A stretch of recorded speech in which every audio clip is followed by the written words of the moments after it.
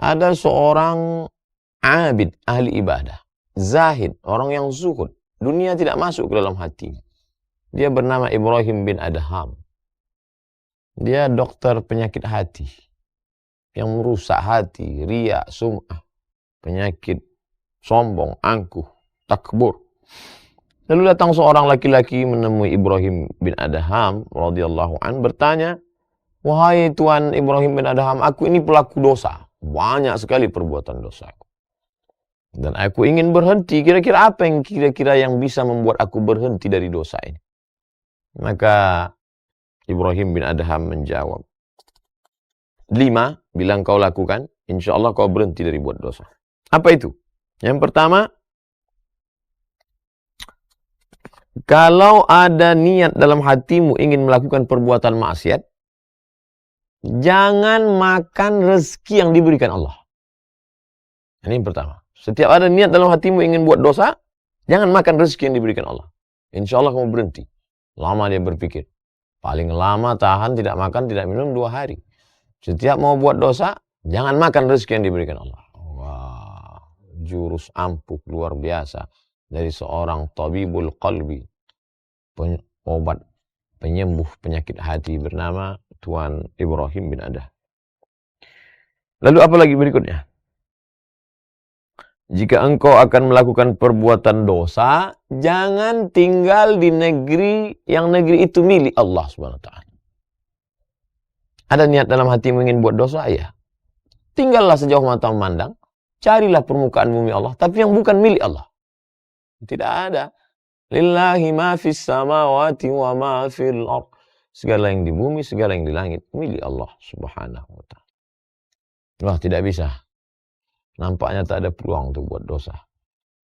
Lanjutkan yang ketiga. Jika ingin melakukan perbuatan dosa, cari tempat yang kira-kira di tempat itu engkau tidak dilihat oleh Allah Subhanahu wa taala.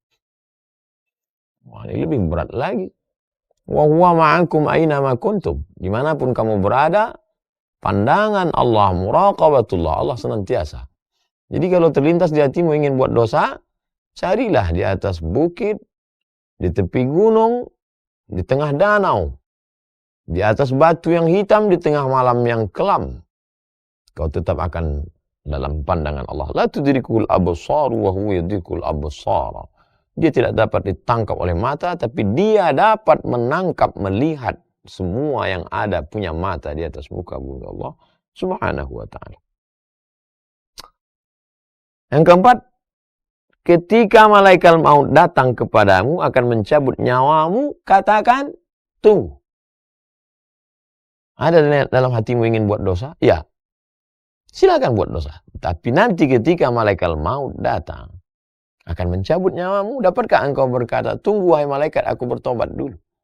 Berapa banyak orang yang mati dalam perbuatan maksiatnya, mati dalam perbuatan dosanya, mati dalam keadaan na'udzubillah, su'ul khatimah. Lalu kemudian yang kelima. Yang kelima ini hampir saja laki-laki itu tak lagi dapat mendengarkan ucapan Ibrahim bin Adham karena dia larut dalam tangisan. Karena betul-betul kunci pintu, tertutup peluang untuk berbuat dosa dari ucapan seorang hamba Allah. Mungkin dia tidak mendapatkan wahyu karena wahyu sudah terputus. Tapi dia diberikan Allah ilham, bisikan dalam hatinya. Yang kelima, ketika malaikat Zabaniyah datang untuk memasukkanmu ke dalam neraka jahanam, jangan engkau pergi bersama mereka. Siapa yang sanggup menolak? Ketika malaikat Zabaniyah menarik, menyeret, menggiring akan masuk ke dalam neraka, lalu kau berkata, aku tidak mau ikut dengan kalian. Siapa yang sanggup? Uli ajnihatin, malaikat makhluk bersayap, masna, 2, wa thulatha, 3, wa ruba', 4. Dan ketika sayap-sayapnya itu dia kepakkan seluas langit dan bumi. Siapa yang sanggup menolak itu semua? Oleh sebab itu dia pun tersungkur dalam keadaan meneteskan air mata, takut kepada Allah SWT. Tak ada peluang untuk berbuat dosa. Renungan yang amat sangat mendalam dari dialog seorang hamba Allah yang abid, ahli ibadah, yang zahid, yang suci, hatinya bersih, Sehingga Allah ilhamkan ke dalam hati itu jawaban-jawaban pamungkas. Sehingga tak ada peluang sama sekali.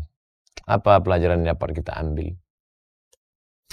Mungkin ayat-ayatnya ada, hadis-hadisnya ada. Tapi untuk meramunya menjadi sebuah formula amat sangat sulit. Tapi begitu Allah bukakan hati seorang hamba, futuh, maka dapat dia menjawab dengan jawaban yang datang dari ilham yang dibisikkan oleh para malaikat yang diberikan Allah Subhanahu wa taala, sehingga kalimat yang datang dari hati itu masuk juga ke hati. Adapun yang dari mulut tak sampai ke telinga, jangankan masuk ke dalam relung hati yang paling dalam. Oleh sebab itu marilah kita merenung sejenak. Masih sanggupkah kita berbuat dosa padahal kita makan dari karunia Allah? Masih sanggupkah kita berbuat maksiat padahal yang kita injak bumi Allah? Masih sanggupkah kita melawan perintah Allah padahal negeri yang kita diami ini adalah semuanya kuasa Allah? Masih sanggupkah kita berkata, aku mau taubat tapi besoklah, padahal kalau mau malaikat maut mencabut nyawa kita hari ini, kita juga mati. Berapa banyak orang yang mati dalam keadaan tertawa, mati dalam keadaan menonton TV, mati dalam keadaan tidur sehingga tidak terbangun lagi. Masih sanggupkah kita berkata, aku berbuat dosa tapi nantilah, padahal saat itu malaikat sudah lama mengintai kita. Oleh sebab itu merenung sejenak dari kisah orang-orang soleh. Fa'tabiru ya ulil absar, ambil pelajaran wahai orang-orang yang punya hati dan pikiran. Mudah-mudahan bermanfaat. Terima kasih. Assalamualaikum warahmatullahi wabarakatuh.